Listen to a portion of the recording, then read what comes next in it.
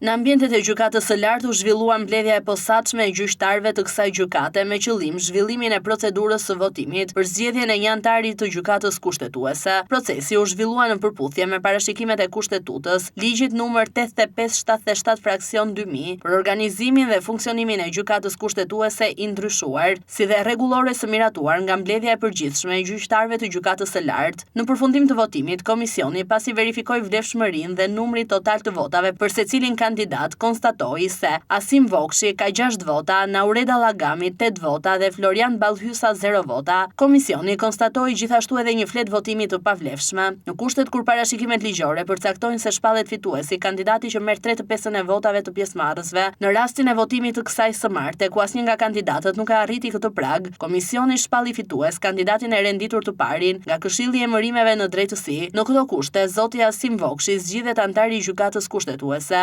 Vendimi për zgjedhjen e zotit Vokshi komunikohet menjëherë kryetarit të kuvendit, presidentit të Republikës dhe kryetarit të gjykatës kushtetuese, si dhe do të publikohet në qendrën e publikimeve zyrtare.